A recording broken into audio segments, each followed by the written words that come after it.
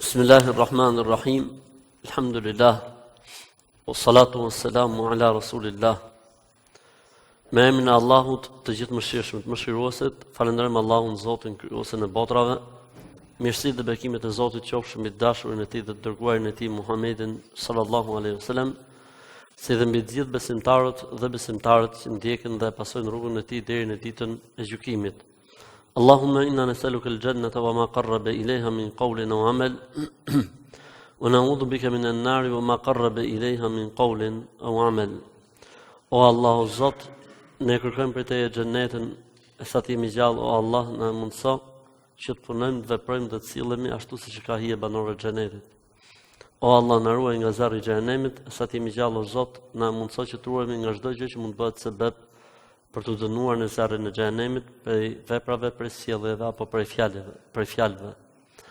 Allahumma aslih lana dinana alladhi huwa ismatu amrina wa aslih lana akhiratana allati ilayha ma'aduna wa aslih lana dunyana allati fiha ma'ashuna. Allahumma waj'al al-hayata ziyadatan lana fi kulli khair waj'al al-mauta rahatan lana min kulli sharr. O Allah, o Zot, na forcoj imanin dhe besimin ton. O Allah, o Zot, në rregullon punën e ahiretit, o Zot, në rregullon punën e kësaj bote. O Allah, o Zot, bëj jetën tonë shkak dhe sebeb që me të na shtohen sevapet dhe të mirat. O Allah, o Zot, bëj vdekjen tonë shkak dhe sebeb që me të na ndërpriten gjunahet dhe mëkatet.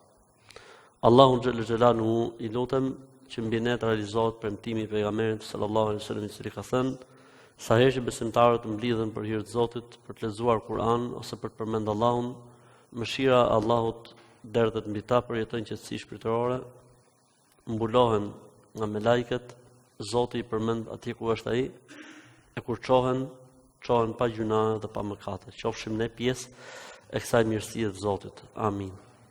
Jemi duke u ndalur sërish në një hadith tjetër, ndër ato hadithe të bukura të pejgamberit alayhis salam, ku trajtohet zemra dhe çështjet e zemrës. Thjesht duam të rikujtojmë faktin se kur themi zemra në Islam, ne kuptojmë gjën më të rëndësishme, sepse imani dhe besimi është në zemër. Dhe kur themi zemra, nuk ne kuptojmë thjesht organin që rreh, që quhet në gjuhën e anatomisë zemër, po nuk kuptojmë ndjesinë e brendshme, ndërgjegjen, arsyetimin e brendshëm që ka njeriu, të menduarin e tij, dhe jo thjesht se po flasim për një organ i cili pompon gjak dhe që quhet zemër. Koncepti i zemrës është shumë më i gjerë se sa thjesht një organ që rreh.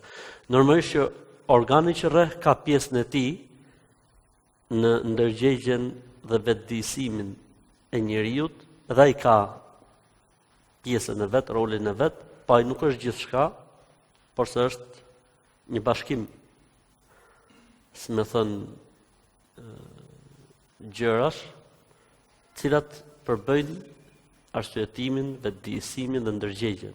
Për këtë arsye duhet të jemi të qartë kur flasim për zemrën si koncept në Islam, kështu që mos kuptohet thjesht si një organ dhe sikur po flasim thjesht për organin, po flasim për diçka më shumë se sa organin që rreh. Sot do të trajtojmë një temë shumë interesante faktikisht, që përmendet në hadithin e Abu Tha'laba al-Khashani radiyallahu ta'ala anhu, por që faktikisht ky hadith është aq interesant, po edhe delikat në interpretim. Për këtë arsye ka nevojë të meditojmë. Hadithi e Abu Tha'laba al-Khashaniut radiyallahu anhu tregon ai për veten e tij: ataitu an-nabiyya sallallahu alaihi wasallam, erdha një ditë tek pejgamberi sallallahu alaihi wasallam, fasa'altuhu, e pyeta pejgamberin alaihi salam, ma yahillu li wa ma yahrumu alayya, ç'është e lejuar dhe çfarë është e ndaluar, çfarë kam të lejuar dhe çfarë kam të ndaluar. Fa sa'ada ilayya an-nadar fa sawwaba, më pa kështu, si më thënë, me sy, bani një matje me sy, lart e poshtë. Faqal al-birru ma sakana ilayhi an-nafsu wa tma'anna ilayhi al-qalb wal-ithmu ma lam taskun ilayhi an-nafs wa lam yatma'in lahu al-qalb. Pejgamberi sallallahu alaihi wasallam tha, mirësia është qetësia e shpirtit dhe qetësia e zemrës. Ndërsa mëkati është paqetësia e shpirtit dhe rrahja e fortë e zemrës. Ky hadith faktikisht përmendet si situatë e ngjashme me këtë edhe në dy raste të tjera. Kemi rastin e Wabisatu ibn Ma'bad radiyallahu anhu. أتيت النبي صلى الله عليه وسلم فقال لي أتيت تسأل عن البر. Shkova një ditë tek pejgamberi sallallahu alaihi wasallam dhe më tha, ke ardhur të pyesësh se ç'është e mira dhe e keqja? Qultu na'am, ya Rasulullah. Tash po, për këtë kam ardhur. Qala al-birru matma'anna ilayhi an-nafs wa sakana ilayhi al-qalb. Ose matma'anna ilayhi an-nafsu wa tma'anna ilayhi al-qalb. Tha, mirësia është ajo që të qetëson shpirtin dhe të qetëson zemrën. Dhe e keqja është ajo që të ngacmon brenda gjoksit. Edhe nëse njerëzit thonë që bën. Një transmetim i ngjashëm me këto dy transmetime është transmetimi i Nawas ibn Sam'anit radiyallahu ta'ala anhu. Ky vjen një ditë pejgamberi sallallahu alaihi wasallam dhe pyet, ja Rasulullah, mal birr, o pejgamberi i Zotit, ç'është mirësia? Qala al-birru husnul khuluqi wal ithmu ma haka fi sadrika wa karihta yattali alayhi an-nas. Tha pejgamberi sallallahu alaihi wasallam, mirësia është sjellja e mirë. Ndërsa e keqja është ajo që të hanë brenda vetes kur të grynë ndërgjegjja jote dhe s'ke dëshirë që ta dinë njerëzit. Atë sa hadithe u bon që trajtojnë të njëjtën temë, 3 hadithe. Hadithi i Abu Sa'al, ky hadithi i fundit, hadithi i Nawas ibn Sam'anit radhiyallahu anhu, përmendet edhe në 40 hadithet e Imam Nawawiut rahimahullah. Ndërsa dy hadithet që i përmendëm janë transmetime të sakta tek Ahmedi dhe Tabaraniu e të tjerë. Mirë. Pra janë 3 hadithe të cilat trajtojnë të njëjtën tematikë. Flitet për diçka që quhet qetësia e zemrës, qetësia e shpirtit. Dhe flitet për diçka që quhet mungesa e qetësisë në shpirt dhe në zemër. Kjo më kujton me fjalën një sahabiu, ndoshta na vjen emri më pas, i cili ka thënë, zemra e besimtarit si puna e kandilit, që ushqehet me imanin, me dijen dhe takuan e tij. Zemra e besimtarit është si puna një kandili, pishtari, i cili ka 3 lëndë me të cilat ushqehet, me iman, me takua dhe me dituri. Sa më të fort atje këto 3 burime, furnizimi, aq më i fort ose aq më e fort bëhet drita e këtij pishtari ose e këtij kandili në zemrën e besimtarit. Atëherë le vim tek hadithet dhe të ndalemi tek urtësitë dhe çfarë inspirojnë këto hadithe. Përpara se të vim tek hadithe, kemi bërë si traditë që qëndrojmë pak tek jetët e sahabëve. Pra, nëse është thënë diçka kështu specifike e veçantë në lidhje me sahabët. Abu Tha'laba al-Khushani radhiyallahu ta'ala anhu është prej sahabëve që kanë prezantuar beslidhjen e Ridwanit. Ç'është beslidhja e Ridwanit? Beslidhja e Ridwanit është një beslidhje që ka bërë pejgamberi sa me shokët e tij për një lajm që erdhi ndërkohë që ata ishin duke fushuar në El Hudejbije. Kur po fushonin në Hudejbije dhe kishin dërguar si negociator në Mekë Uthman ibn Affanin, radhiyallahu anhu, erdhi lajmi se Mekasit kanë vrarë negociatorin dhe pejgamberi sallallahu alajhi wasallam dhe sahabët nën hije në një pemë u besatuan që do të vazhdojnë të shkojnë kësaj pune deri në fund. Dhe kjo quhet Bai'atur Ridwan, beslidhja e kënaqësisë së Allahut. Këtë beslidhje ka përmend Allahu në Kur'an. Allahu është i kënaqur për atyre që të dhanë besën nën hijen e pemës. Ka thënë pejgamberi sallallahu alaihi wasallam: "Len yelija an-nara ahadun bai'a tahta ash-shajara." Nuk do të futet në zjarrin e xhehenemit asnjëri prej atyre që kanë dhënë besën nën hijen e pemës. Sikur mos kishte asnjë lloj vlerësimi tjetër për Abu Tha'laba al-Khashani, ky që po transmeton hadithin, do të ishte mjaftueshme. Pra një xhenetli që ka ecur mbi tokë. Abu Tha'laba al-Khashani e tregon se ka qenë shumë i sigurt në premtimet e Zotit dhe premtimet e pejgamberit sallallahu alajhi wasallam. Dhe kjo e ka bërë shumë të veçantë, radhiyallahu ta'ala anhu. Aq i veçantë, aq besim çuditshëm dhe siguri çuditshme ka pas ky sahabi në premtimin e Zotit dhe premtimet e pejgamberit sallallahu alajhi wasallam, saqë një ditë vjen tek pejgamberi sallallahu alajhi wasallam, ishin ulë gjithë, thotë pejgamberi i Zotit: "Dua që të shkruash në emrin tim filan tokë në Sham." Tha pejgamberi sallallahu alajhi wasallam: "Dëgjoni çfarë thotë?" Tha: "Po, dëgjoj." Thotë pejgamberi sallallahu alajhi wasallam njërit për atyre që shkruanin, i thotë: "Shkruaj këtij, apo tha Alebes, filan tokë në Sham se është e tij."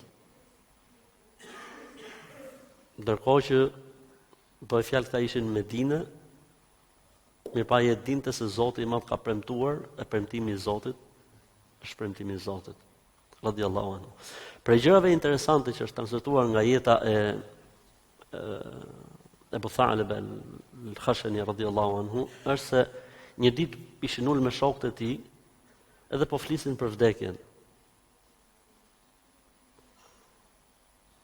Tha: "Unë shpresoj se nuk do të mbytem siç mbyteni ju. Unë do të vdes ose në namaz ose në sejdë." Një natë është çu duke falë namaz natë, dhe duke falë namaz natë në sejdë ka dhënë shpirt. Tregon ngjarja, thotë, e vajza e tij në dhomë, shef ëndër sikur i jati ka vdek. Çohet, pyet jamën, thotë, "Ku është babi?" Thotë, "Është duke u fal." Kur çohen mëngjes e gjejnë në sejdë, e luajn bie. Radiyallahu ta'ala anhu. Zoti qoftë i kënaqur prej tij. Ky ishte Abu Tha'laba al-Khashani. Kemi tham hadithi tjetër ishte hadithi i Wabisa ibn Sam'an radhiyallahu anhu. Wabisa ibn Sam'an ka ardhur tek pejgamberi sallallahu alajhi wasallam në vitin e 9 të hijretit. I ka bërë dhurat një pall sandale pejgamberit sallallahu alajhi wasallam, ishte me një grup njerëzish nga vendi i tij, domethënë. I ka pranuar pejgamberi sallallahu alajhi wasallam dhuratën e tij. I ka propozuar pejgamberi sallallahu alajhi wasallam për të martuar me motrën e tij. Dhe pastaj është kthyer në vendin e tij. Dhe nuk është se ka ndonjë transmetim tjetër apo diçka më shumë mbi jetën e Wabisa ibn Ma'bad. Kemi në Wabisa ibn Sam'an, edhe ky është një sahabi që ka pranuar Islamin shumë vonë, dhe nuk është se ka ndonjë transmetim shumë për jetën e tij, vetëm se është për aty në sahabët që kanë transmetuar hadithin e Dejxhalit. Ky tregon se një ditë pejgamberi sallallahu alajhi wasallam ka folur shumë për Dejxhalin, thotë Saqë menuam se do të dali nga momenti në moment. Edhe i thamë pejgamberit alayhis salam si shumë fole për Dejjalin, tha pejgamberi sallallahu alaihi wasallam s'ka pejgamber për pejgamberëve të Zotit që mos i ketë tërhequr vërejtjen popullit të tij për Dejjalin. Po nëse del të qenë unë gjallë, unë ju mjaftoj. Me e mund me të se me thonë. E nëse del masit kem vdek unë, ju kom lon amanet të Zoti im. Këtë hadith në së thonë në Was ibn Siman dhe këtë hadithin që ne po shohim. Mirë. Atë këto ishin disa fjalë përmbledhura në lidhje me transmetuesit e haditheve. Ndërkohë që ne do të futemi të analizojmë pak më shumë hadithin inshallahu ta'ala. Hadithi ose hadithet flasin për një lloj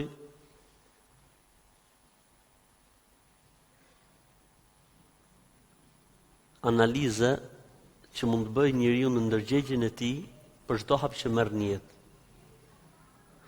A mund të jetë ndërgjegja e njeriu të burim ligji, burim gjykimi apo jo? Për çfarë zemre flitet këtu që njeriu të shohë çfarë i thot zemra, ku i flen shpirti, siç përdoret në gjuhën që përdoret, ku ti flej zemra, ku ti flej shpirti, për çfarë zemra dhe për çfarë shpirti bëhet fjalë? A vallë çdo njeri i ka aftësitë të tilla? Apo hadithi është mrekulli? Ky është diskutim. Apo hadithi thjesht tregon se çfarë ndodh? Ky është diskutim prapë. Dikush ka thonë se ky hadith është mrekulli. Me çfarë kuptimi është mrekulli? Ka thënë me kuptimin se hadithi tregon se adhurimi qetëson shpirtrat dhe zemrat. Kjo është mrekulli. Kushdo që adhuron, i qetësohet shpirti dhe zemra. Dhe kushdo që bën gjunofe, zemra e tij dhe shpirti i tij nuk janë të qetë. Një interpretim. Interpretimi tjetër thotë pejgamberi sallallahu alaihi wasallam ka treguar se zemra e mbushur me iman, zemra e mbushur me dritë në dijes, e orienton njeriu në momentet kur gjërat nuk janë të qarta, në momentet kur gjërat janë dyshimta. Dhe se ndërgjegja e njeriu është burim mbështetës për njeriu atëherë kur gjërat nuk janë të qarta. Për këtë arsye kanë thënë, njeriu përballë marrjes një vendimi ka disa situata. Situata e parë, kur gjërat janë të qarta, halali dhe harami është i qartë, është i bindur, kjo është halal dhe kjo është haram. Këtu s'ka nevojë më njeriu me pyet zemrën e tij apo me pas se çfarë thotë ndërgjegja e tij. Pasi çështja është e qartë, halal edhe haram. Kur ka argument. Rasti i dytë, kur nuk ka argument, po ka dietar të besueshëm, burim të sigurt fetvaje. Kur ka burim të sigurt fetvaje, dhe në këtë rast nuk pyetet zemra. Kur ka burim të sigurt opinioni fetar, nuk pyetet më zemra, sepse Zoti çfarë thot në Kur'an? Pyetni zemrat nëse nuk dini apo thot Fas'alu ahla dhikri in kuntum la ta'lamun. Pyetni dietarët nëse nuk dini. Kur ka argument, duhet rrim tek argumenti. Kur nuk ka argument, atëherë shifet burimi i fesë që na jep fen. Njeriu që na jep fen. Burimi i fetvas është i sigurt, rrim tek burimi i sigurt. Nëse burimi i fetvas nuk është i sigurt, çdo thot burimi i fetvas nuk është i sigurt. Është dikush që jep fetva, po ty nuk të se qetësohet zemra tek fjala e tij. Dhe ndodh kështu, hoxha që ti merr fetva prej tij, s'ta ka hap celularin atë moment. I ke çuar email, po s'është përgjigj. I ke çuar letër, po s'ka kthyer përgjigje, nuk ka ardhur akoma letra. Me avokatë të tjerë, të cilët ti nuk referohesh, mi po janë në të cilët kanë dhënë mendim për këtë çështje. Ky për ty nuk është burim i sigurt fetvaje, mirë po e ka dhënë ai një mendim. Atëherë këtu, në këtë rast, Shif çfarë thot ndërgjegja jote. Je I qeti me këtë që po thuat apo jo?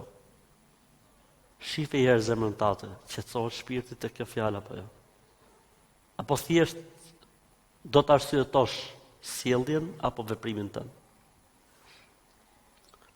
Rasti tjetër kur njeriu mund të shohë zemrën e tij është rasti kur I vin një herësh disa burime fetvash disa fetva nga burime fetvash të sigurta. Që do të thotë, unë kam për referencë këtë njeri si burim fetvaje, për mu jam shumë I sigurt tek fjalë dhe I qetë tek fjalët e tij. Mirë, po njëkohësisht ka dhe të tjerë që edhe ata janë njerëz adapt për dhon fetva, që I friksohen Zotit, që ecin me rregullat e Kuranit, Sunetit, Ixhmait, Qiyasit, hoxhallar të nderuar dhe të respektuar. Dhe kanë ndodhur që për një mesele kam dëgjuar, më kanë ardhur disa habere. Faktikisht nuk bën kështu, sepse unë për fe rri tek një hoxh, tek ai e marr fen dhe tek ai vazhdoj. Mirë, po ndodh që edhe pse e merr fen tek një hoxh dhe fetvan tek një hoxh, ke ngjuar dhe I tjetër, ka hap një video, ke ngjuar një mësim e tjerë. Dhe ti tani në këtë lloj situate je si ti me të vërtetë ke hoxh filanin që merr fen për ti, mirë, po edhe kjo tjetra duket shumë arsyetimi I fortë, shumë mendim I mirë tjetër. Kan thonë në këtë rast ktheu tek zemra jote.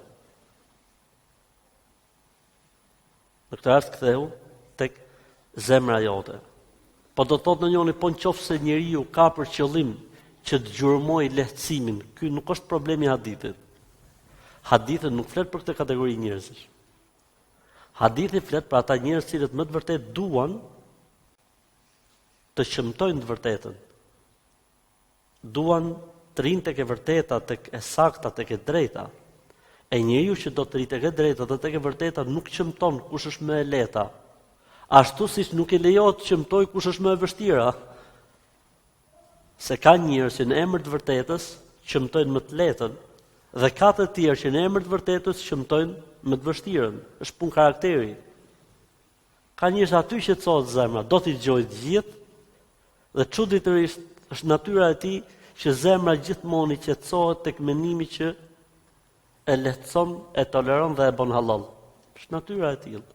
Ndërkohë që kemi një tjetër kategori I cili ka qejf që t'i dëgjojë të gjithë dhe ku të dëgjojë fjalën bidat, aty I qetësohet shpirti. Dhe të gjithë I hedh. Kur të dëgjojë fjalën haram, aty I qetësohet shpirti, të gjithë I hedh. Dhe ky është problem karakteri. Dhe e vërteta është që njeriu duhet të rri aty ku është argumenti. Dhe aty ku qetësohet shpirti, kemi për qëllim këtu shpirtin e pastër dhe jo karakteri I njeriu I cili mund të anojë në origjinën e tij tek vështirësimi, tek bërja e gjërave haram ose kështu, apo tek karakteri I njeriu që mund të jetë toleranca I cili don që vazhdimisht mundësisht të gjej për çdo gjë fetva që është për të halal. Kështu që bëhet fjalë për situatat e tilla kur nuk ka argument të qartë ose kur gjërat janë të paqarta dhe informacioni dhe burimi I informacionit mungon I sigurti, atëherë në këtë rast njeriu kthehet tek zemra e tij. Në këtë rast njeriu kthehet tek zemra e tij. Për këtë arsye kanë thënë dietarët, njeriu duhet merret shumë me zemrën e tij në mënyrë që zemra e tij të jetë e kthjellët, që në situata të tilla të bëjë zgjedhjen e duhur dhe të bëjë zgjedhjen më të mirë. Për gjërave interesante që ka të bëjë me këtë hadith është se komentimi që I ka bërë pejgamberi sallallahu alajhi wasallam ose përgjigje që I ka dhënë pejgamberi sallallahu alajhi wasallam pyetjes. Si është bërë pyetja, atëherë kur është bërë pyetja. O pejgamberi I Zotit, çfarë është e lejuar për mua dhe çfarë është e ndaluar për mua? Pejgamberi sallallahu alajhi wasallam dëgjoi pyetjen, po faktikisht nuk dha përgjigje për pyetjen që ju bë. Përgjigja erdhi, tha e mira është çdo gjë që qetëson shpirtin dhe zemrën, dhe e keqja është çdo gjë që ty të shqetëson në zemrë dhe në shpirt. Çdo gjë që të han nga brenda, çdo gjë që ti e bën, por nuk do që ta dinë njerëzit. Ose ai tjetri tha, ke ardhur për të pyet çfarë është e lejuar dhe e ndaluar, tha po. përgjigja erdhi krejt tjetër. Që do thotë e lejuara dhe e ndaluara shumë më e kufizuar se sa e mira dhe se sa e keqja. E lejuara dhe e ndaluara është diçka që ka të bëjë thjesht me disa rregulla dhe disa ligje, ndërsa e mira dhe e keqja është shumë më e gjerë. Për këtë arsye el birr, për cilin flet pejgamberi alayhis salam këtu, el birr është përmendur në Kur'an në dy kuptime interesante. Birr në Kur'an është përmendur me kuptimin e gjithë fesë. Siç ka thënë Allahu në surën Al-Baqara, "Laysa al-birr an tuwallu wujuhakum qibala al-mashriq wal-maghrib, walakin al-birra man amana billahi wal yawmil akhir." Deri në fund të ajetit. Nuk është mirësia thjesht me u drejtu nga lindja apo nga perëndimi. Mirësia është të besoni në Allahun, me lajket, besoni ditën e gjykimit, falni namazin, të jepni zakatin, të jeni durueshëm, të shpenzoni kur jeni mirë dhe kur jeni keq deri në fund. Domethënë e përmeni gjithë fen, vija të përgjithshme dhe e quajti birr, mirësi. Edhe këtu pejgamberi alayhis salam çfarë tha? Mirësia është ajo që të qetëson shpirtin dhe zemrën. Domethënë, sa më mirë të jetë njeriu në fe dhe në besim, dhe sa më shumë të bëj prej fesë tij, aq më shumë do t'ia japi Zoti qetësinë, rehatin dhe lumturinë e shpirtit. E kundërta, sa më shumë harame, sa më larg rrugës së Zotit, aq më shumë do t'i përkthehet kjo në një lloj mungese qetësie në shpirt dhe në zemër, në një lloj dëshpërimi. Siç e thot Zoti Allahu xhalla xhelalu në Kur'an, "Wa man a'rada 'an dhikri fa inna lahu ma'ishatan dhanka." Ai që i kthen shpinën Zotit, do të ketë në këtë botë një jetë të dëshpëruar, një jetë të vështirë. Pra sa më mirë të ketë njeriu punët me Zotin e tij, aq më e mirë do t'i bëhet jeta e brendshme. Zoti nuk ka dhënë garanci për jetën e jashtme, ka dhënë garanci për jetën e brendshme. Dhe sa më larg Zotit dhe sa më shumë ta kthe shpinën Zotit, aq më e vështirë të bëhet jeta e brendshme. Nuk ka thënë gjë për jetën e jashtme. Që do të thotë njeriu në jetën e brendshme mund të jetë mret, mund të jetë shumë mirë, mund të jetë më i lumtur në botë, pavarësisht se në këtë botë mund të jetë i vuajtur. Dhe mund të jetë e kundërta e vërtet, njeriu në botën e jashtme mund të jetë mbret, mund të jetë gjithçka, mund të ketë gjithçka në dorë, ndërsa në botën e brendshme është fukaraj më i madh, lypsi më i madh. Njeriu më delengji që mund të ketë parë historia e njerëzimit në botën e tij të brendshme. Për këtë arsye kanë thënë njeriu duhet punoj sa më shumë të mira. Sepse çdo e mirë që bën njeriu në jetën e kësaj bote përkthehet në qetësi, në dritë, në rehati, në zemrën dhe në shpirtin e tij. Jo vetëm kaq, po edhe në thjellësi për të matur gjërat ashtu siç duhet. Për këtë arsye në përgjithësi njerëzit që janë mirë në dijen e tyre, në adhurimin e tyre, në përkushtimin e tyre ndaj Zotit, janë shumë më të qartë për hapat që i hedhin në jetë. Në krahasim me ata njerëz që nuk janë mirë me diturinë, me punët e mira, me sjelljet e tyre, hapat që i hedhin, sidomos në kohë fitnesh, i hedhin shumë gabim. Dhe ne kemi vënë re për shembull gjatë eksperiencës tonë të shkurtër nda vet, që ndoshta nuk i ka arritur ose nuk i ka kapur 3 dekada akoma, kemi parë se njerëzit e përkushtuar ndaj Zotit, njerëzit që vazhdimisht kanë qenë të përkushtuar ndaj diturisë, njerëzit që kanë qenë të sjellshëm dhe të edukuar, Allahu i ka ruajtur nga fitnë dhe nga sprovat. Ndërsa ata që gjërat i kanë pas me hope, gjërat i kanë pas me sezone, gjërat i kanë pas me vrulle, faktikisht kur ka dalë në fitnë, kanë llotsën fitnë, sepse nuk kanë qenë të përgatit nga ana e zemrës aq shumë që për të përballë me fitnet, sepse fitnet kur vin me tymnaj.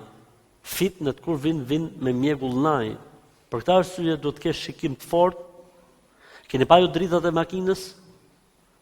Kur ka mjegull, çfarë bën? Ka një lloj fregjo apo jo? Një lloj drite të veçantë që të shohësh mirë rrugën. Kështu është edhe puna e diturisë së saktë dhe adhurimit të mirë. Kur ndodh mjegullnaja e fitneve, e llafeve, e dyshimeve, njeriu e nezat frexon, tak, edhe e shef rrugën mirë dhe e kuptoj që thjesht është një pluhur i cili mas disa vite do të sqarohet çdo gjë dhe gjërat janë aty ku kanë qenë faktikisht. Gjërat janë aty ku kanë qenë, po dikush ngriti pluhur dhe tha jo, nuk janë aty ku kanë qenë gjërat, sepse etj, se nuk duam të ndalemi në këtë temë. Atëherë el-birr është përmend me kuptimin e gjithë fesë, po ka dhe një kuptim të veçantë special fjala birr në hadithet që u transmetuan, hadithi në Nawas ibn Sam'anit tha el-birru husnul khuluqi. Tha mirësia është sjellja e mirë, edukata. Ky koment që i ka bërë pejgamberi sa në fjalës birr ka dy komente. Komenti i parë, vetë komenti që i ka bërë pejgamberi sa. Çfarë tha pejgamberi sa? Tha el-birru husnul khuluq. Mirësia nuk është gjë tjetër vetëm se sjellja e mirë, edukata e njeriu. Po çdo thot sjellja e mirë dhe edukata e njeriu, sjellja e mirë dhe edukata e njeriu komentohet me hadithin e Aishës radhiyallahu ta'ala, kur e pyetën si ishte sjellja dhe edukata e pejgamberit alayhis salam, çfarë tha? Kana khuluquhu al-Quran. Sjellja dhe edukata e pejgamberit ishte Kurani. Tani Kurani ka vetëm edukat dhe sjellje apo ka dhe adhurim, ka dhe namaz, ka dhe përkushtim ndaj Zotit. Kurani ka të gjitha. Kështu që ndonjëherë ne gjatë përkthimit apo interpretimit të fesë i kufizojmë gjërat shumë ngushtë. Pejgamberi alayhis salam tha, mirësia është sjellja e mirë dhe edukata. Tani kjo nuk duhet kuptuar sjellja e mirë dhe edukata vetëm me njerëzit. Sjellja e mirë dhe edukata me Zotin radh parë, pastaj sjellja e mirë dhe edukata me njerëzit. Ç'e vlerë ka edukat me njerëzit kur njëri është i pa edukuar me Zotin e tij? Ashtu siç edhe mos edukata me njerëzit dhe mos sjellja e mirë me njerëzit është një tregues i mos kuptimit të vërtet të edukatës me Zotin xhel xhelaluhu. Si çlidhje ka kur unë nuk sillem mirë me njerëzit, pse jam i pa edukuar me Zotin? Po, sepse të sillesh mirë me njerëzit dhe të jesh i edukuar me njerëzit e ka obliguar kush? Zoti. Është detyrim nga Zoti. Kështu që ti kur nuk sillesh mirë me njerëzit dhe kur nuk je edukuar, do të thotë se ti ke lënë një prej urdhrave të Zotit. Ke lënë një nga urdhrat e Zotit xhel xhelalu. Domethënë, ti nuk je edukuar ashtu siç duhet me Zotin, sepse ti je edukuar ashtu siç duhet me Zotin, nuk do të neglizhoje asnjë nga urdhrat e Zotit, dhe një nga këto urdhrat e Zotit është sjellja e mirë me njerëzit, sjellja e mirë me komshiun, respekti ndaj prindërve, etj, që është një kapitull i veçantë në Islam që quhet edukata dhe sjellja. A themi në feja ka sa kapitull, ka akiden, ose si shuhet në doktrina besimi, ka rregullat edhe ligjet që kanë bënë me adhurimet, ibadat, ka rregullat dhe ligjet që kanë bënë me jetën, ku futet tregtia, martesa, kodi i familjes, divorcet e çdo gjë këtu, dhe ka një kapitull tret, feja që quhet edukata dhe sjellja. Domethënë edukata dhe sjellja është kapitull prej kapitulleve të fesë. Dhe ky është komentimi më i saktë që i bëhet sjelljes mirë, dhe jo thjesht sjellja e mirë me kufizu me 3 gjëra, me buzëqesh, me qenë rregull në orar etj. Okej, kjo është shumë pak nga sjellja e mirë. Sjellja e mirë fillon në korrektësinë tonë që duhet kemi me Zotin e gjithësisë dhe mbaron me korrektësinë tonë që duhet kemi në raportet tona me njerëzit. Atëherë le vim edhe një herë tek hadithi hadithi i mungesës së argumentit qartë. Tha njeriu kur nuk e ka argumentin e qartë, se kur e ka argumentin e qartë duhet veprojë sipas argumentit. Po mirë, tani fjala jon kur e ka argumentin e qartë, a është çdo njeri i aftë për zbuluar argumentin? Jo. Për shembull, ra puna për birrën, nuk është kusht me shku me pyet hoxhën se e dihet që birra është haram. Ra puna për kamatën apo parat me fajda apo interesat bankare, s'ka nevojë më shku me pyet se të gjithë e dinë. Me vënë disa gjëra që njeriu ndoshta nuk i ka lexuar, për hoxhën mund të jenë shumë normale, ndërsa për dikë që nuk është fort në fe dhe në besim, ai duhet të pyesi patjetër. Dhe njeriu përballë situatave të tilla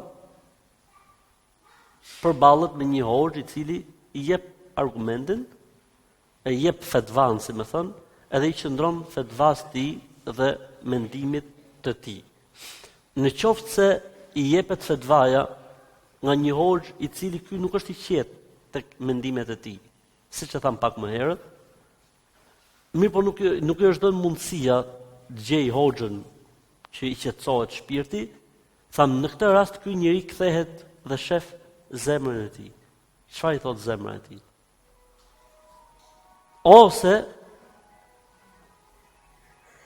Ose ky njeri nuk gjen hiç këtë pyesi dhe ndodhet një situatë të tillë që s'di çfarë të bëjë. Në këtë rast shef zemrën e tij. Zemra çfarë I thot? Kur themi zemra, kemi për qëllim, tham, ndërgjegjja e tij çfarë I thot. Nëse I qetësohet shpirti dhe mendon me atë të vetën se bën me bole ta boj. Nëse mendon me atë të vetën që s'bën, atëherë mos ta boj. Le të shofi tek vetja e tij. Nga kjo kam thonë, s'ka njeri që s'boj ijtihad. Sado I pa informuar me qenë njeriu, mirë po shpëton njeri për ijtihadit. Çdo të thotë shpëton njeri për ijtihadit. Ijtihad çdo të thotë opinioni fetar mbi një çështje të caktuar. Opinioni fetar mbi një çështje të caktuar nuk lejohet që ta japi vetëm se ai I cili është adapt për atë punë. Më kanë thonë shpëton njëri për kësaj pune, si? Për shembull, ke marr abdes. Ke marr abdes edhe për shembull dyshon për I gjon abdes. E thua, jam se s'ka që se kam abdes. Ti në këtë rast çfarë bone? Bone ijtihad. Bone ijtihad. Ijtihad do thotë dhe një mendim, opinion fetar. Jetu mor abdes dhe të vjen dikush dhe të pyet, ej se a lahet kjo apo s'lahet ose deri këtu lahet, dhe ti I the kjo lahet deri këtu për shembull. Ka ne problem? Asnjë problemi s'ka. Kan thonë dhe nuk shpëton askush prej taklidit. Taklid çdo thotë të ndjekësh një hoxh, të ndjekësh një dietar. Sado I madh të jetë njeriu në dijen e tij. Pse? Edhe ai madhi në dijen e tij çfarë bën? Thot Ibn Hajeri kur e ka komentuar këtë hadith ka thënë kështu. Pra edhe ai nuk shpëton prej kësaj. Ose shkon tek hadithi dhe thot filon sahabi kur e ka komentuar këtë hadith ka thënë kështu. Pra nuk shpëton njeri nga ndjekja e dikujt dhe nuk shpëton njeri prej mendimit vet. Sado që të jetë dija e tij e ulët apo sado që të jetë dija e tij e lartë. Atëherë tham ky hadith është një mrekulli ku pejgamberi alayhis salam njofton se sa më shumë të jetë njeriu në adhurimin e Zotit, të përkushtimin ndaj Zotit, aq më shumë qetësi dhe rahati I jep Allahu në zemrë dhe në shpirt. Dhe sa më larg të jetë njeriu adhurimit dhe përkushtimit të Zotit, aq edhe më shumë ka mungesë qetësie në shpirt edhe në zemër. Njeriu I cili është I pajisur me një zemër të shëndetshme, të pastër, të mirë, I dallon gjërat edhe nëse nuk ka ndonjë dije kush e di se çfarë mbi fen. Dhe njëri I cili është gjunafçar nuk ka fare ndjesi shqetësuese për gjunafet e tij. Si? Pra njëri I cili ka dije mbi fen, I cili friksohet Zotit, I cili e ka ushqyer veten e tij vazhdimisht me adhurime, Allahu xhalla xhelalu këtij njeriu I jep një lloj drite që edhe ky nuk është tip që ka lexuar, se nuk I del koha me lexu. Nuk është tip që ka net në përmsime. Mirpo e ka përgatitur aq mirë veten e tij, aq e shnetshme është zemra e tij, saqë në përgjithësi ja qëllon. Një argument për këtë kush ma jep? Një argument nga feja për këtë lloj situate interesante. Kemi një shembull në Islam për këtë që është kush? Omeri radhiyallahu anhu. Ka zbrit Kurani 7 herë me gojën e kujt? E Omerit. Çfarë tregon kjo? Omeri ka pas një zemër shumë të fortë, shumë shnetshme. O Zot, sikur të na sqaroje këtë punën, e verës, masi zbriti ajeti i parë, erdhi ajeti i dytë. O Zot, sikur na sqarosh këtë punën e verës, zbriti ajeti i tretë. Tha pejgamberi i Zotit, sikur gratë mos dilnin kështu, zbriti ajeti i hijabit. Çfarë do të bëjmë me robrit e Bedrit? Pejgamberi sa dha mendimin e vet, Ebu Bekri dha mendimin e vet, Omeri dha mendimin e vet. Erdhi Kurani mbështeti kë për 3 mendimeve? Mendimin e Omerit. Në 7 raste ka ndodhur që Kurani mbështet fjalën e Omer ibn Khattabit radhiyallahu ta'ala. Çfarë tregon kjo? Kjo tregon se zemra e Omerit ka qenë shumë e shnetshme, shumë e fortë për t'i kapë gjërat dhe për t'i kuptuar gjërat. Një shembull tjetër që jepet në historinë e Islamit si ky rast. Kush më jep një shembull tjetër? Ebu Hanifja, Zoti e mëshiroft. Ebu Hanifja ka jetuar në një kohë kur ka pas shumë probleme të mëdha. Dhe Ebu Hanifja, Zoti e mëshiroft, i ka pas vënë vetes tij për të pranuar hadithin disa kushte që si ka vënë njëri mbrapa Ebu Hanifës. Shumë të rënda. Kurani dihej. Hadithet i kishte shumë të kufizuara. Megjithatë ka themeluar një shkollë juridike që quhet Medhhebi Hanefi, e ngritur mbi çfarë?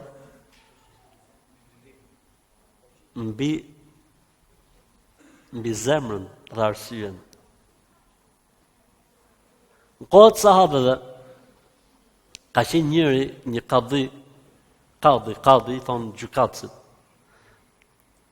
Sahabët gjallë ky boj të gjyq mes sahabëve, quhej Shurejh al-Qadhi.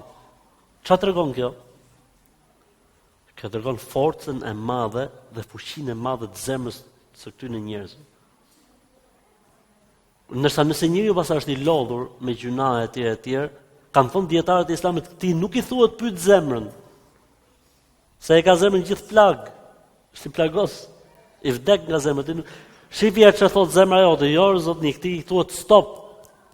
Mos bëja si hap, pa pyet. E qartë? Ati që i thuhet pyet zemrën është ai i cili është në rregull. Ndërsa ai i cili nuk është në rregull, ati i thuhet mos bëj asnjë hap pa pyet.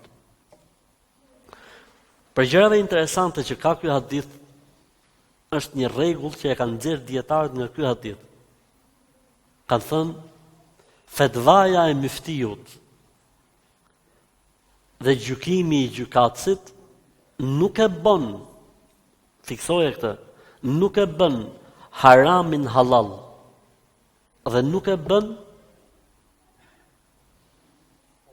halalin haram. Çfarë ndodh? Dikush e doj fetva siç e don ai fetvan. Edhe shkon ke myftiu, myfti do të thotë hoxha që jep fetva për këtë punë, se nganjëherë ne myfti kuptojmë këto myftit. Po faktikisht fjala myfti nuk kupton çdo njeri që jep opinion fetar për një çështje të caktuar, edhe po nuk e pati titullin myfti. S'ka lidhje, ka emrin myfti apo jo. Janë ca myfti që është më mirë mos ti pyetësh, se s'kan lidhje me fetvan. Dhe janë ca që s'janë myfti dhe për ty në merret fetvaja. S'ka lidhje emri, titulli, po flas shkon ke myftiu pa tek hoxha i cili jep fetva. Edhe ja sjell pyetjen në atë mënyrë dhe në atë formë që hoxha to s'ka si problem. Ndërkohë që ky vetë di që po kërkon që ti thot hoxha halal. Faktikisht, fetvaja e hoxhës për këtë person që është halal, ja bën halal këtij personit çështjen apo nuk ja bën halal? Qëse ky është koshient që ka bë loj fjalësh, qëse ky është koshient se ka kërku thjesht fjalën e hoxhës, nuk ja bën halal. Edhe gjykatësi shkojnë njerëzit dhe gjykohen etj. Dhe ka raste kur palët e dinë se ku është e vërteta, po duan që ta mohojnë të vërtetën. E dinë ku është e kota, po duan ta zotërojnë, edhe pse është e kotë, edhe pse është e huaja.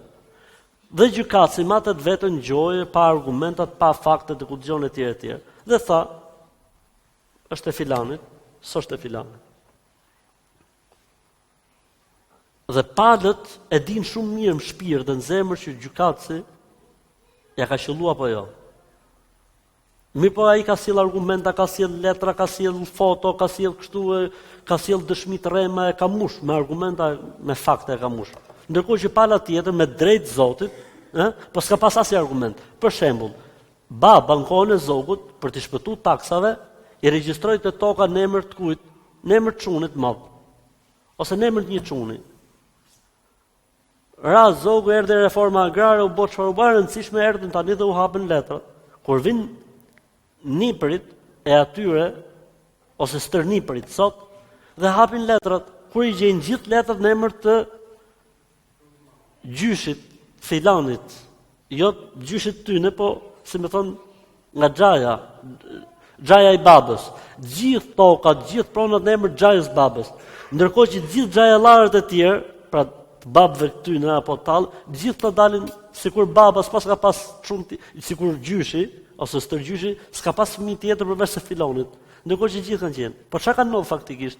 E vërteta është që kur i kanë regjistruar për të shpëtuar tatimeve, që mos më pas shumë, i kanë regjistruar me një emër, ku dëgjon, për shembull, ka qenë taktika e tyre në atë kohë. Ose ka qenë çështje besimi. Ose baba ka thonë, mos e dani, s'duhet të daj fëmijët, ku dëgjon, muhabete të tilla. Tani njerëzit janë koshient, çka kanë ndodhur. Po çfarë bëjnë këto? Thotë jo, letra është në emrin tonë. A ka dëshmi që këto e kanë bërë për efekt taksash dhe tatimesh? S'ka dëshmi. S'ka dëshmi. A mo dihet që kështu faktikisht funksiononte. Tani gjykatësi kur vjen dhe shef letrat, çfarë thotë gjykatësi? Gjykatësi thotë, kjo është e filonit, thotë.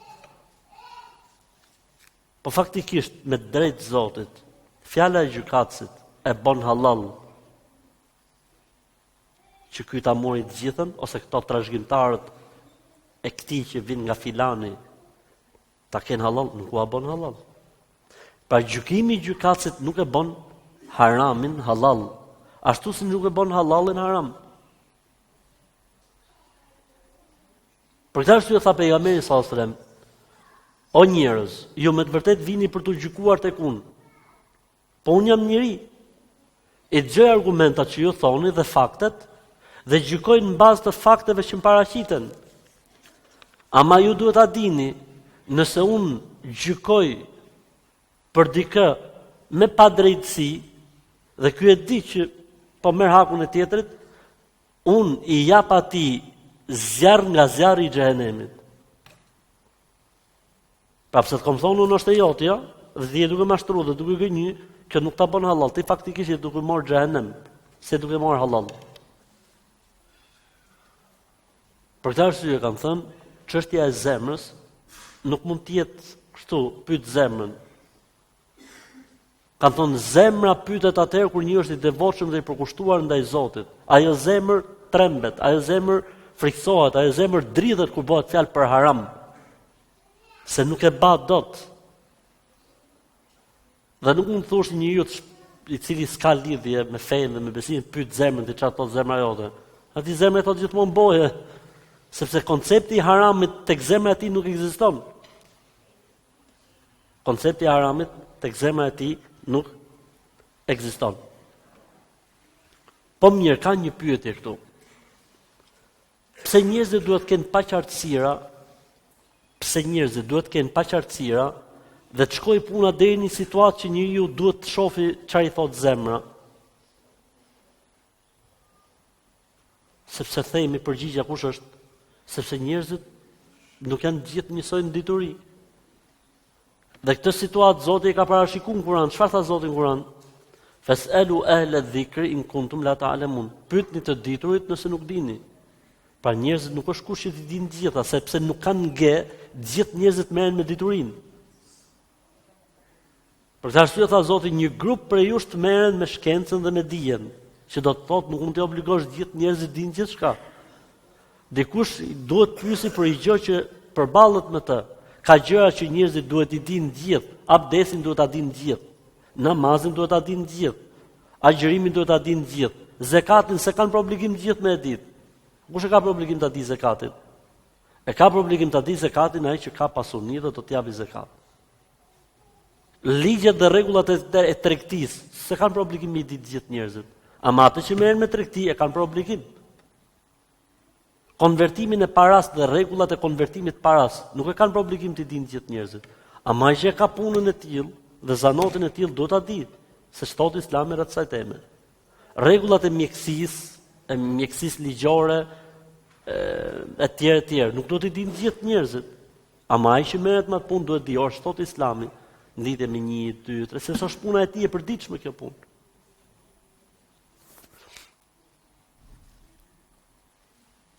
Mirë, në qoftë se njeriu thot, unë dua që të bëj atë që është më e sigurta.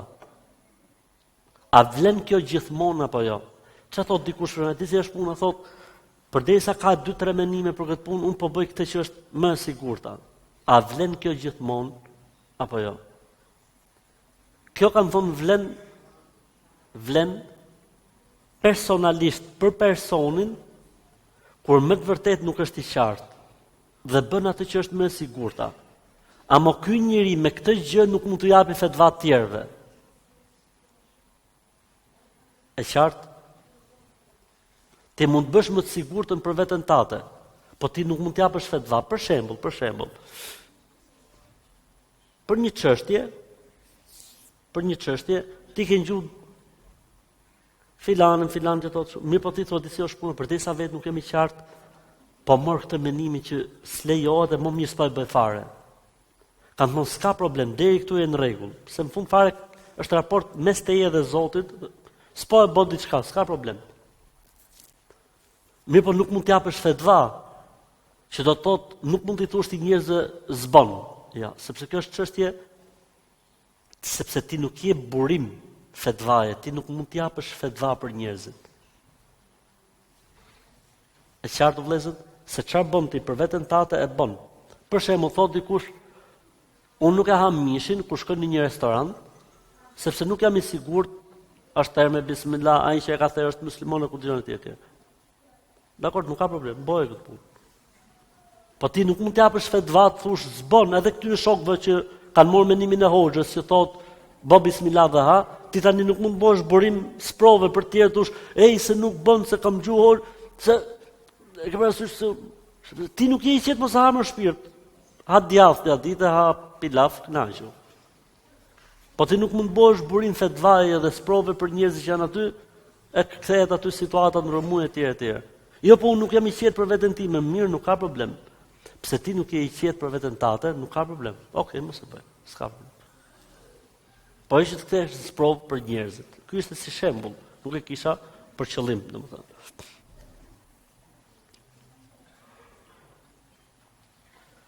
Kanë thënë njeriu kthehet tek zemra e tij kur nuk ka argument qartë. Kur nuk ka burim fetvaje të sigurt. Atëherë kur vin disa burime, ose kur ka fetva, po ky nuk është i qetë tek fetvaja e personit. Si më thonë, unë asnjëherë nuk kam marrë fetva për këtij hoxhe. Mirë po hoxha që unë i referohem nuk kam mundësi të lidhem me të. Po faktikisht fetvaja e këtij hoxhës thotë s'ka problem. Unë nuk jam i qetë. Mos hec me atë që ti nuk sa je i qetë apo si je i qetë. Ose as fetva hoxhë që unë nuk i referohem, nuk ka hiç, s'ka fetva për këtë punë, dhe unë ndodhem në situatë, ta bëj apo mos ta bëj. Atëherë në këtë rast kanë thonë të shif zemrën. Kanë thonë në 2 raste nuk pyetet zemra. Në 2 raste nuk pyetet zemra. Por zemra është vezvesalie. Ka zemra që janë vezvese. Çfarë do thotë vezvese? Të fiksohen kot. Në këtë rast mos e pyet zemrën, sepse kjo zemër çon humner. Ka njerëz që ka vezvese për çdo gjë. Tu mor abdes, dysho. Tu fal namaz, gjithmonë dysho. Jo më për gjëra të tjera që mund të jenë shumë më të mëdha. Kanë thënë rasti i parë kur zemra është vezvesalie dhe rasti i dytë atëherë kur zemrës i kanë humbur ndjesitë. Çdo thotë kur zemrës i kanë humbur ndjesitë, domethënë është e mushme aq fort me haram, sa që i ka humbur ndjesitë. Kella bel rana ala qulubihim ma kanu yaksibun. Zemrat e tyre i kanë mbuluar gjunahet dhe i kanë humbur ndjesit për shkak të gjunave që kanë bërë njëra mas tjetrës. Si ta pejgamberi sallam, dhe zemra e tij nxihet ashtu si nxihet ena në flak, edhe nuk dallon më dot asgjë. Kjo zemër nuk mund të jetë referencë. Sa zemër nuk mund të referosh, ta pyesi herë zemrën time. Kjo është zemër e djegur dhe nuk mund të kthehet në referencë. Janë 10 burime, energjie dhe drite për zemrën që nëse njeriu i përmbahet, zemra e tij do të jetë shumë e fuqishme për t'i dalluar gjonat mirë. Ti përmendim shpejt. 1. Frika ndaj Zotit xhel xhelalu. Sa më shumë të friksohet zemra e Zotit, aq më shumë kthjellohet. Aq më shumë kthjellohet. T'jap një shembull nga jeta. Kur njeriu është i trem për diçkaje, dhe është i struk diku, dhe tremet për diçkaje, e ke vënë re që vën re çdo detaj që e rrethon. Një miz mund të duke kaluar diku aty edhe atë e shef. Ndërkohë që po ti se në gjendje të zakonshme as se vën re as nuk e shef. Ka nuk kështu dhe puna e zemrës. Sa më e strukur të jetë prej Allahut, aq më e qartë dhe më mirë i dallon gjërat. 1. E dyta, sinqeriteti. Ç'është sinqeriteti? Çiltërsi, thellësi. Sa më e sinqert të jetë zemra, sa më i çiltër të jetë njeriu në shpirt dhe në zemër, aq më i kthjellët është për t'i dalluar gjonat. Ka ndonjë shembulli i ikhlasit, i sinqeritetit, në raport me zemrën si puna e xhamit, të shtëpisë ose dritares. Nëse xhami do të ketë pluhur ose xhami do të ketë avull, nuk i shef gjonat mirë.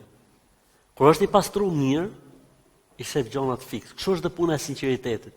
Sa më i sinqert jetë njeriu, aq më mirë i dallon gjonat. Dhe sa më i dobët të jetë sinqeriteti, aq më me problem i shef gjërat. 2. 3. Dija e dobishme. Një dija e dobishme do thotë ti dish gjërat siç janë fiks. Ti dallosh gjërat siç janë fiks. Sepse dija është sekreti i gjykimit mbi gjërat. 4. Konsumimi i halalit dhe largimi prej haramit. Ka thonë, halali është si ushqimi i mirë dhe harami është si ushqimi i keq. Ushqimi i mirë të bën mirë për shnetin.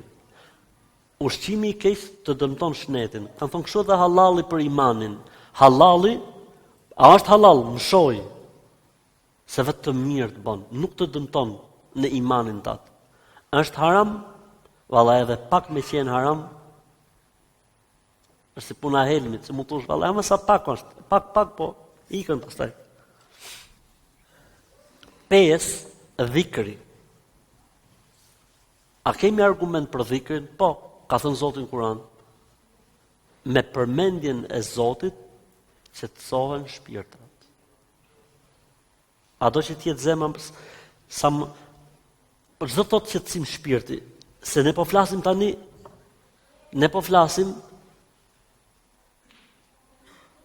për t'i dalluar gjonat mirë. Ç'lidhje ka dhikri me dallimin e gjonave?